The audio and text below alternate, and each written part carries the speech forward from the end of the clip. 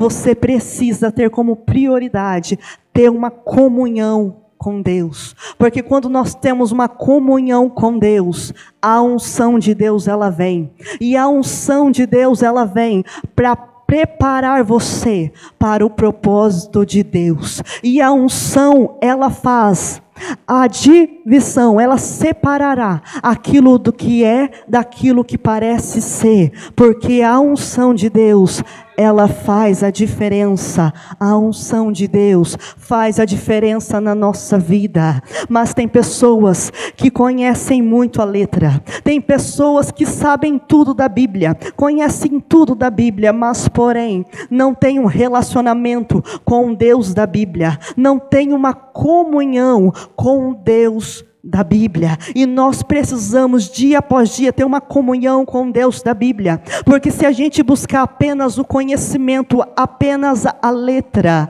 a gente não vai ter a revelação que há por trás da letra, e só Deus pode dar essa revelação. Quando você busca conhecer só a letra, você vai conhecer versículos e texto, mas você não vai conhecer o Deus da revelação, o Deus que revela o profundo e escondido. Mas Paulo disse assim: olha, crescei na graça e no conhecimento. Primeiro é a graça, depois o conhecimento. Sabendo disso, o salmista no Salmo 27, versículo 4, ele diz assim: uma coisa pedi ao Senhor e a buscarei, que eu possa estar na casa do Senhor todos os dias. Para quê? Para contemplar e depois aprender no seu templo. Primeiro você contempla, depois você aprende. Mas se você buscar primeiro aprender, esse é o problema dessa geração. Eles querem aprender antes da contemplação, e quando você quer aprender antes da contemplação, você fica um crente cheio de letra, mas vazio de Deus. E quando essas pessoas pegam o microfone para pregar, é só mais palavras, é só informações. Sabendo disso, o apóstolo Paulo escreveu dizendo assim: irmãos, a minha palavra e a minha pregação não consistem em conhecimento, não consistem em sabedoria humana, mas no poder do Espírito Santo. Ei, irmão, é esse poder que a gente precisa transmitir quando nós falamos de Deus, quando nós falamos de Jesus. Lembra dos discípulos? A Bíblia vai dizer que quando os discípulos pregavam, que quando os discípulos falavam, as pessoas que ouviam os discípulos pregar, as pessoas que ouviam os discípulos falar, eles tinham certeza que os discípulos haviam estado com Cristo. Por quê? Porque as palavras deles transmitiam vida. E a Bíblia diz, e Jesus também disse, que as palavras dele eram espírito e vida.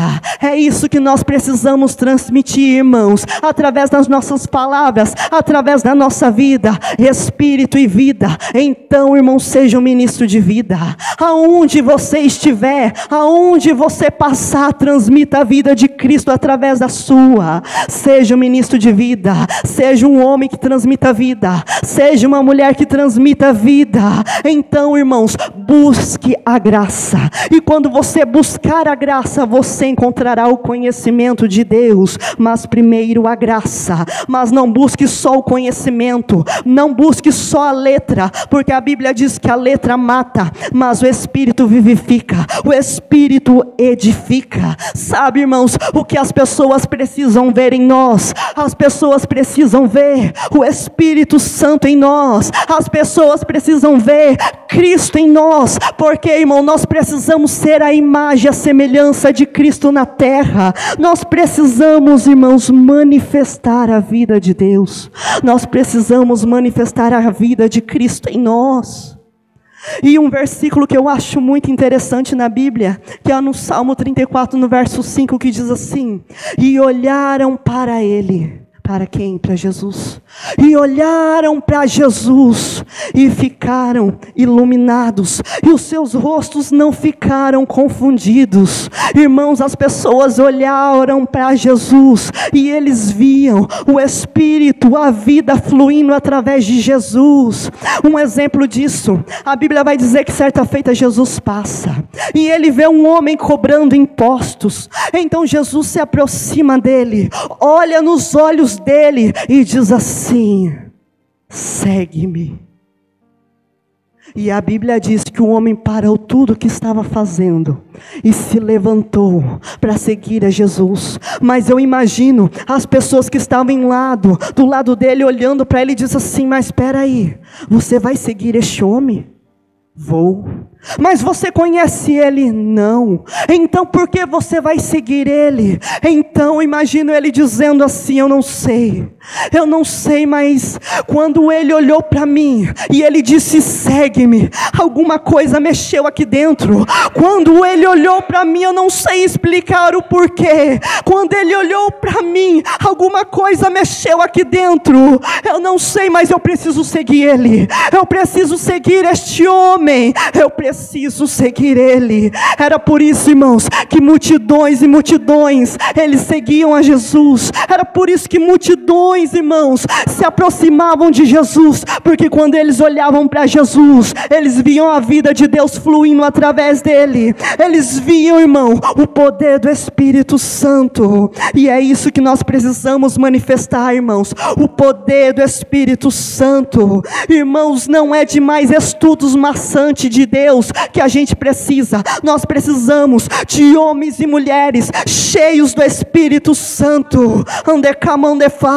Ei, irmão, o Brasil e o mundo não precisa mais de teorias acerca de Deus. O Brasil e o mundo precisa de homens e mulheres que carregam o poder do Espírito Santo na terra. Ei, irmão, se você quer a unção de Deus, se você quer caminhar na unção de Deus, você tem que andar na contramão deste mundo. Se esse mundo é redondo, você é quadrado. Se esse mundo vive comendo e satisfazendo o desejo da carne, você vive jejuando e se santificando. Ei, irmão, o crente precisa fazer a diferença na terra. Nós como igreja precisamos fazer a diferença, ao ponto de nós podermos falar como Paulo, que disse: eu já estou crucificado com Cristo, e não mais vivo eu, mas Cristo vive em mim. E quantas pessoas olharem para você, elas precisam ver este Cristo. E quando as pessoas conversarem com você, elas precisam saber que Cristo habita em você. Ei, irmão, tem coragem de ter um relacionamento com Deus. Não, irmão, não conheça Deus só apenas de ouvir falar, mas tenha um relacionamento profundo com Deus. Precisamos ter, irmão, um relacionamento mais profundo com Deus, para fazer a obra de Deus. Como a história diz, a história vai contar-nos que tinha um jovem que muito novo, ele ouviu o chamado de Deus e ele saiu para fazer missão, saiu para ganhar almas para Deus. O nome dele era David Brenner, e ele saiu para evangelizar. Ele saiu para evangelizar os índios nas Américas, e ele montava no seu cavalo e saía de aldeia em aldeia evangelizando. Ele saía de aldeia em aldeia de índios pregando. Os índios não entendiam o que ele falava, e muitas das vezes ele também não compreendia, mas ele falava. E as palavras dele, irmão, não era apenas de informações, mas era no poder do Espírito Santo.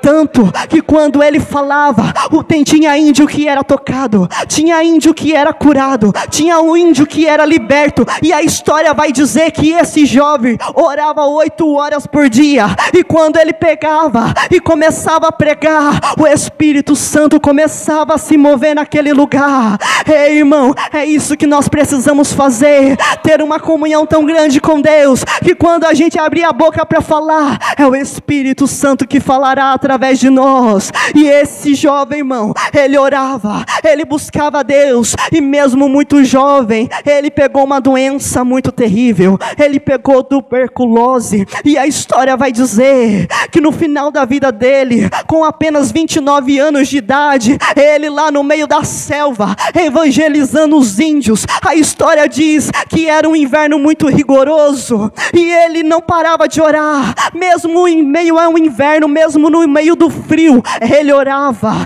ele dobrava o seu joelho no gelo e orava, ele colocava sua boca no gelo e orava, e clamava para Deus salvar os índios, para Deus salvar as almas. Ele não tinha sua vida como preciosa, a missão dele, irmãos, o coração dele queimava por almas, para salvar aquelas almas, e ele orava, ele cuspia sangue, mas não parava de orar, ele tossia sangue, mas ele não parava de orar. Por quê, irmãos? Porque o coração dele queimava por almas, ele queria ganhar almas para Deus. Ei, irmãos, e essa muitas das vezes precisa ser, irmãos, a nossa missão de vida. Irmão, muitas das vezes a gente só pensa em nós, Deus me abençoe, Deus guarde a minha família, e as pessoas morrendo, e as pessoas precisando de uma palavra, e umas pessoas precisando de uma palavra, e você aí, muitas das vezes pensando só em você, enquanto isso, milhares de almas estão morrendo, milhares de almas estão morrendo, indo para o inferno, e você aí, muitas das vezes acomodado, ou pensando só na sua vida. Ei, irmão, que nesta noite você possa ouvir a voz do Espírito Santo, e dizer: Deus, eis-me aqui, envia-me, usa a minha vida para ganhar mais vidas, usa a minha vida, aleluia. Ei, irmãos, se coloque na posição, não dê ouvido para o diabo, ainda que o diabo olhe e diga assim: mas quem é você para falar alguma coisa?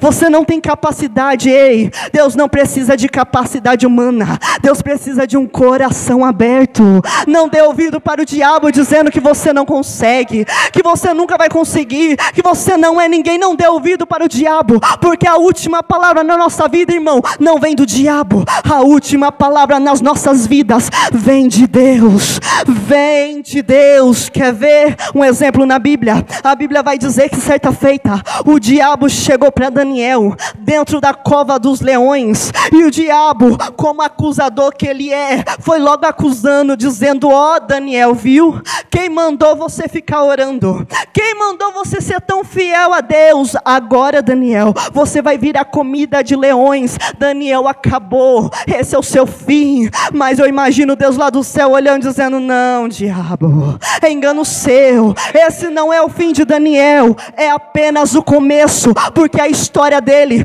vai mudar o mundo.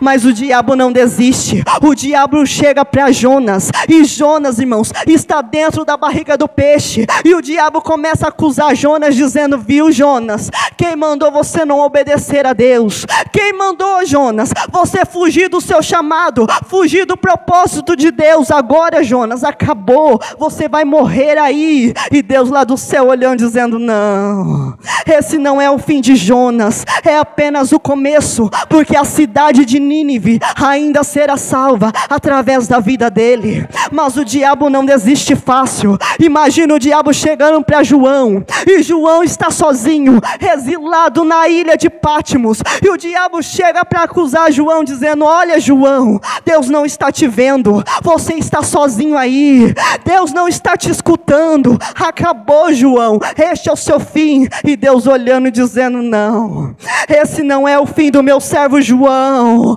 é ainda o começo, porque ele ainda escreverá a maior de todas as revelações, ele ainda vai escrever o livro do Apocalipse. Mas o diabo, irmão, é um ser persistente, ele não perde a oportunidade. Eu imagino ele chegando para Jesus, só que Jesus está morto, estendido na cruz, e o diabo olha para ele, debochando, dizendo: Nazareno, tu morreste, acabou, esse é o seu fim. Mas Deus lá do céu olhando, dizendo: não, diabo, você não conhece o futuro, esse não é o fim de Jesus, é apenas o começo. E hoje eu entrego todo o poder que existe nos céus e na terra, eu entrego nas mãos do meu Filho amado, Jesus Cristo. Xaramão decai. Ei, irmão, entenda o que Deus está falando nessa noite. Se o diabo chegar até para você e dizer assim: olha, não tem mais jeito para você,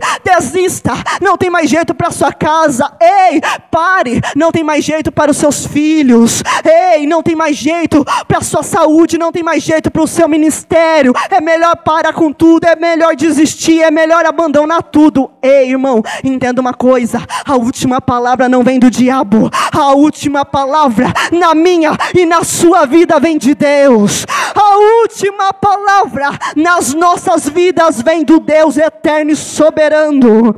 Ande como ande cai. A última palavra vem de Deus. Ei, irmão, creia na palavra de Deus que diz que nenhuma arma, nenhuma ferramenta preparada contra ti prosperará. Nenhuma arma, nenhuma ferramenta preparada contra a tua família, querido, prosperará. Apenas confie no Senhor, tenha fé no Senhor, mesmo que muitas das vezes você não entenda, mesmo que muitas das vezes você não compreenda o trabalhar de Deus, continue confiando, continue tendo fé, continue acreditando. Aleluia. Lembra de Ezequiel? A Bíblia vai dizer que certa feita veio o peso da mão de Deus sobre a sua nação, e a sua nação foi destruída por causa do pecado. Então Ezequiel, com um grupo de pessoas, foram levados cativos para a Babilônia, foram levados como escravos para a Babilônia. Só que Ezequiel, irmãos, ele confiava em Deus. Ezequiel acreditava em Deus. Ezequiel orava para Deus. Mas o que aconteceu? Passou-se os dias, passou-se os meses, passou-se os anos, e Ezequiel observa que nada muda, nada acontece. Ele começa a olhar em tudo à sua volta, a situação que ele estava vivendo como escravo, e ele começa a desanimar, lembrando das promessas de Deus que parecia muito distante, e ele começa a olhar com a visão humana, olhando para tudo, e começa a se entristecer e a se desanimar. E Deus estava lá no céu olhando, Deus estava lá no céu observando, e Deus esperava que um entre eles ali reagisse. Deus esperava que um entre eles ficassem conformados com a situação. E um belo dia, Ezequiel parece que entendeu isso. Um belo dia Ezequiel acordou, irmãos, acordou com fé. Um belo dia Ezequiel acordou inconformado com a situação que ele estava vivendo. E naquele dia Ezequiel entendeu algo. Ezequiel entendeu que os homens podem prender as suas mãos, que os homens podem prender os seus pés, que os homens podem chicotear o seu corpo, mas não existe ninguém que pode prender a sua alma. Ezequiel entendeu que ele estava escravizado, mas ele não era um escravo. Exemplo talvez de muitos que adentraram aqui nesta noite, pensando em parar, pensando que esse é o ponto final da sua vida. Ei, amigo, ei, esse não é o ponto final da sua história. A sua história tem muitas páginas a serem escritas. Apenas confie em Deus, como Ezequiel confiou. E quando ele confiou em Deus, quando ele teve fé, andefai, ele ouviu a voz de Deus dizendo: filho do homem, põe-te de pé. E nesta noite Deus está dizendo: ei, te coloque de pé, te coloque na posição. Eu não perdi o controle da sua vida, eu não perdi o controle da sua história. Apenas confie que no tempo certo o milagre acontecerá, que no tempo certo a vitória chegará. Deus está no controle de tudo. Ei, irmão, aquilo que controla você não controla Deus, aquilo que cansa você não cansa Deus, aquilo que desanima você não desanima Deus. Deus é soberano. Deus é soberano. Apenas confie em Deus. Tenha fé em Deus. Tenha fé em Deus. Aí você diz, mas irmã, eu estou orando. Mas é por isso, você só está orando. Você precisa orar, mas você precisa também de uma ação. Orar mais ação, oração. Ore, mas faça algo. Lembra de Moisés? Em frente ao Mar Vermelho. Ele estava orando, ele estava clamando. E Deus diz assim, Moisés, eu já ouvi a sua oração. Você já orou, agora diga ao povo que marche. Ei, irmão, é tempo de nós nos levantarmos e marcharmos. Como foi cantado aqui, Jesus está voltando. Então não é tempo de parar, não é tempo de desistir, é tempo de marchar. Você precisa marchar até Jesus voltar. Nós precisamos nos levantar e marchar até Jesus voltar. Ei, querido, não é aqui o nosso descanso. Nós precisamos fazer a obra de Deus enquanto há tempo. Nós precisamos confiar em Deus, ainda que pela visão humana pareça impossível. Nós precisamos exercitar a nossa fé. Nós precisamos ter fé em Deus, confiar em Deus. Lembra de Elias? Elias tinha fé. Elias acreditava, mesmo que pela visão humana parecia impossível, Elias tinha fé. E certa feita, Elias chamou o moço e diz assim, olha, sobe no cume daquela montanha, e quando você chega lá em cima, vê para mim se o tempo está formando para chuva. Então o moço subiu e desceu a montanha, e disse, e aí, como está o tempo lá em cima? Ah, Elias, o tempo está limpo, não parece que vai chover. Elias, não, mas eu tenho fé, sobe de novo. E o moço subiu e desceu a montanha. E aí, o tempo está limpo, sobe de novo. E o moço subiu e desceu a montanha. E aí, sobe de novo. O moço subiu e desceu a montanha 7 vezes. Olha que fé. Se fosse outra pessoa na primeira vez, é mesmo, eu oro e nada acontece e vou desistir, não. Mas Elias, não, sobe de novo. O moço subiu e desceu a montanha 7 vezes. E na 7ª, eu imagino o moço já cansado, dizendo, Elias, como eu disse, o tempo está limpo como antes. Só que agora, Elias, eu vi uma coisa diferente. Mas, Elias, é uma pequena nuvem. É uma nuvenzinha de nada. É uma nuvem do tamanho da mão de um homem.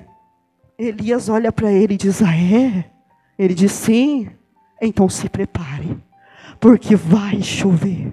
Mas Elias, é uma pequena nuvem. Ei, amigo, eu não vejo como você, eu vejo pelos olhos da fé, e pelos olhos da fé eu vejo uma abundante chuva. Se prepare, porque vai chover. Ei, irmão, você precisa ter fé na sua casa. É essa fé que você precisa ter, irmão. Ainda que pareça pouco, ainda que pareça pequeno, ei, irmão, Deus pode mandar uma abundante chuva. Deus pode fazer o impossível. Deus pode. Por quê? Porque operando Deus, ninguém impedirá.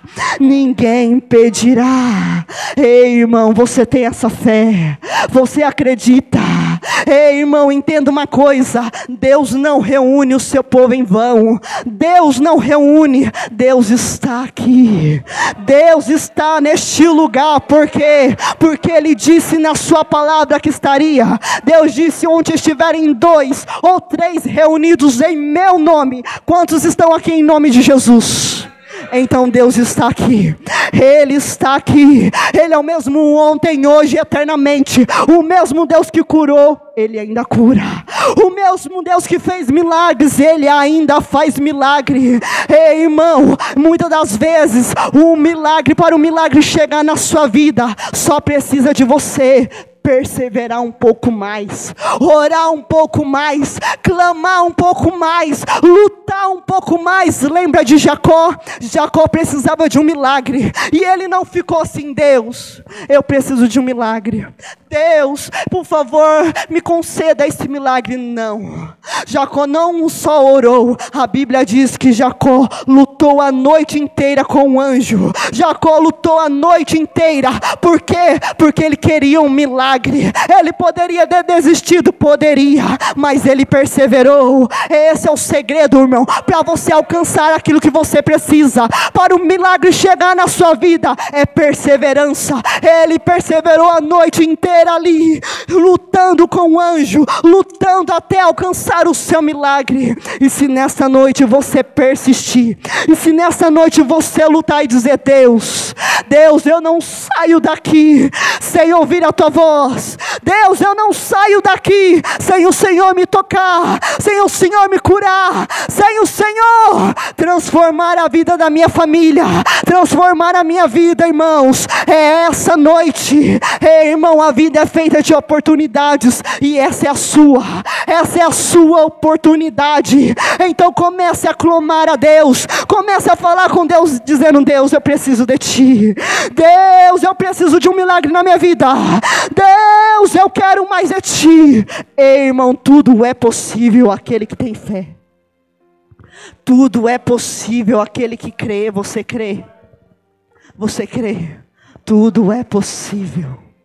Deus pode fazer todas as coisas. Deus pode. Só depende de você. Lembra da mulher do fluxo de sangue? Ela precisava de um milagre, e ela viu que Jesus estava passando, mas ela poderia ter pensado assim: olha, Deus sabe de todas as coisas, Deus sabe que eu preciso. Ela poderia ter ficado parada e pensando assim: Deus, por favor, faça Jesus vir até mim, colocar as mãos sobre mim e eu serei curada. Não, irmãos, ela precisava de um milagre. Então ela não só orou, mas ela tomou uma ação. E o que ela fez? Ela rompeu aquela multidão e tocou em Jesus. E quando ela tocou em Jesus, ela foi curada. Ei, irmão, é isso que você precisa nessa noite: romper a multidão. Rompa a multidão da incredulidade, rompa a multidão do desânimo, rompa a multidão da falta de fé, rompa a multidão. E nessa noite, toque em Jesus. Nessa noite, faça alguma coisa para você receber o seu milagre da parte de Deus, porque Deus está aqui. Deus está aqui. Aleluia. Deus não mudou. Eu lembro que um tempo atrás, quando eu saí de um culto muito abençoado, eu terminei de pregar, então saí daquele culto, entrei no carro, e quando eu entrei dentro do carro, eu senti algo muito diferente. Eu senti algo tão diferente se movendo dentro de mim, e eu comecei a clamar a Deus, dizendo: Deus, que é isso? Que sentimento é esse? Irmão, não tem nem como descrever em palavras humanas. Eu só comecei a dizer: Deus, o que é isso? O que é isso que eu estou sentindo? Porque, irmãos, aquele culto foi uma bênção. Deus curou, Deus libertou, Deus renovou, vidas foram transformadas. Entrei dentro do carro para ir embora, eu senti aquele sentimento invadindo todo o meu seio. Eu disse: Deus, o que é isso? Então eu ouvi a voz de Deus bradando dentro de mim, dizendo: isso é um sinal. Isso é um sinal. Ei, isso é um sinal que a sua vida foi vida para aquelas pessoas, que a sua vida foi vida para aquelas pessoas, e o meu nome foi glorificado na terra. E eu comecei a exaltar o nome do Senhor. E nessa noite, a minha oração é essa: para que Deus também venha usar a sua vida, para que vidas sejam tocadas. A minha oração nessa noite é para que Deus venha encher a sua vida, para que vidas sejam alcançadas através da sua vida, que vidas sejam curadas, que vidas sejam libertas, que vidas sejam transformadas através da sua vida. Ei, tem coragem de dizer: Deus, eis-me aqui. Ei, Deus, eu acho que eu não tenho capacidade, mas se o Senhor capacita, eis-me aqui. Usa-me, usa-me. Charamande comande fai, alamande comande cai. Ei, irmão, se você quiser, você pode hoje sair de mãos dadas com o Espírito Santo. Tudo depende de você. Tudo depende, irmão. O milagre que você precisa está apenas um passo de fé. Tem coragem de dar um passo de fé nesta noite? Tem coragem de fazer aquilo que você nunca fez para Deus?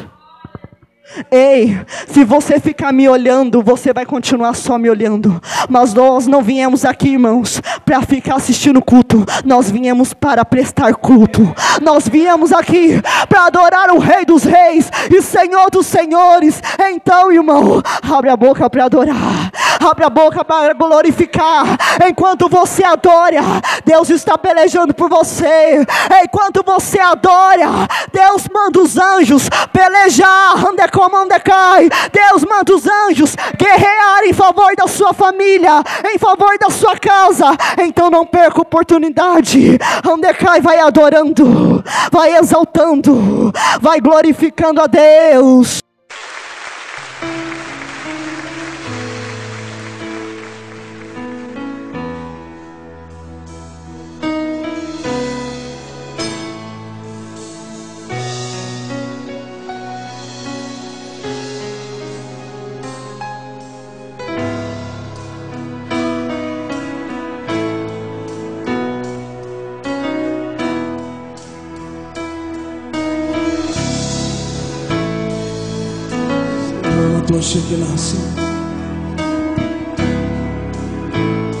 Os levitas, juntamente com os sacerdotes, tocando as trombetas, e eles cantavam e diziam: Ele é bom e a sua misericórdia dura para sempre.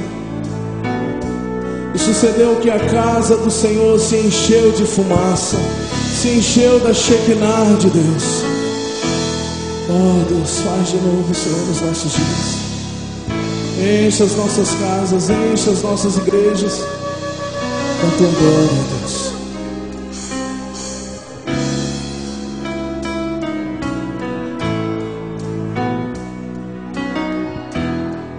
Derrama tua Shekinah sobre nós. Derrama tua Shekinah sobre nós. Não conseguiremos ficar de pé.